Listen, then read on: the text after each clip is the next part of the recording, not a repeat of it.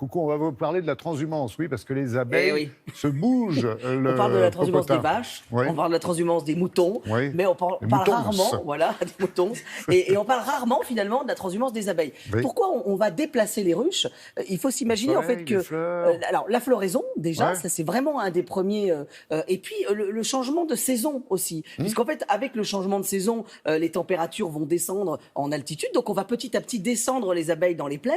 Et puis par exemple pour la floraison, quand on vous stipule miel de lavande, c'est parce qu'on a déplacé, ou du moins on certifie que les ruches étaient entourées de champs de lavande. Et quand on vous dit un miel d'acacia, c'est le miel le plus difficile à récolter parce que la floraison de l'acacia dure une dizaine de jours, et il suffit qu'il pleuve durant ces 10 jours, et ben vous êtes foutus, vos abeilles ne vont pas butiner l'acacia et elles vont aller butiner autre chose. Et il n'y en aura pas.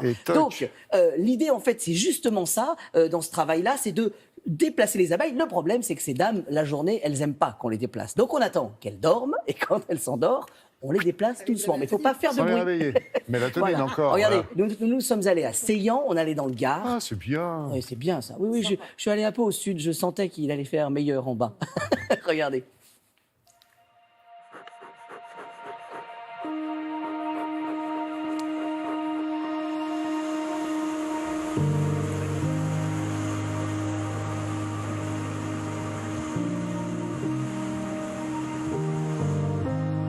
Bon, Michel, si j'ai bien compris, on va veiller tard. Là, il est 20h. Pourquoi on se retrouve maintenant, là, à cette heure-là? Alors, c'est la nuit qu'on va déplacer les abeilles, donc ce qu'on appelle la transhumance, parce que les butineuses doivent être rentrées dans la ruche pour qu'elles soient au complet, pour la déplacer sur un autre terrain. Ça commence quand? Ça commence tout au long de la saison, en fait, de mars à septembre en Provence. On va déplacer tous les 2-3 semaines au fil de la floraison des fleurs. Bon, je crois qu'on va changer de tenue, c'est ça? On va changer de tenue.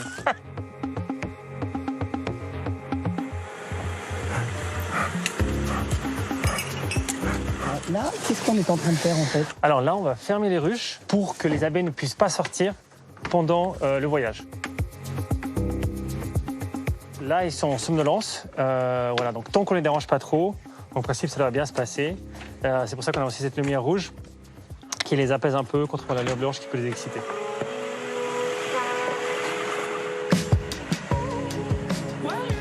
Là, c'est un petit déplacement, finalement.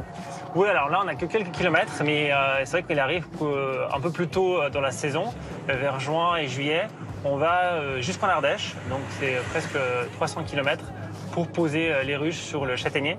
Il faut impérativement arriver avant l'aube, puisque si la lumière du jour arrive, les abeilles sortent et elles vont s'enlever dans la nature.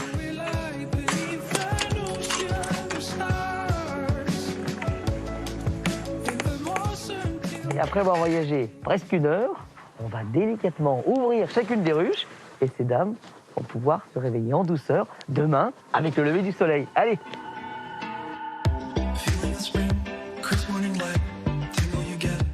Alors là, j'avoue, petit matin dans la garrigue. Bon, là, on va juste enlever l'autre main juste pour goûter. C'est ça l'idée, hein? Oui, bien sûr. Alors là, expliquez-nous les différents miels. Les deux extrémités, par exemple, déjà. Oui, alors on est sur le romarin, ça c'est le miel le plus doux qui est récolté très tôt dans l'année, justement très floral, très léger. Alors qu'à l'autre bout, on a le miel de chêne. C'est un miel de miela extrêmement puissant qui est tout l'inverse. C'est marrant parce que le miel de romarin, c'est vraiment le miel de l'enfance, en fait. Exactement. Et alors là, celui-ci? Alors celui-là est très puissant. C'est un miel de chêne qui a un goût de réglisse. Mais déjà au nez, en fait, on a vraiment du réglisse, en fait. Exactement. C'est fort. Hein.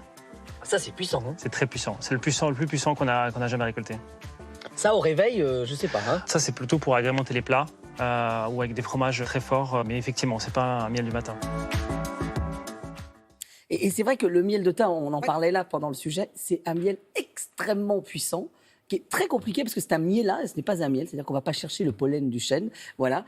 Mais ce qui est intéressant, c'est qu'il est extrêmement noir, presque rouge, et ça, c'est assez magique quand vous en goûtez. Bon, le matin, c'est plus difficile à...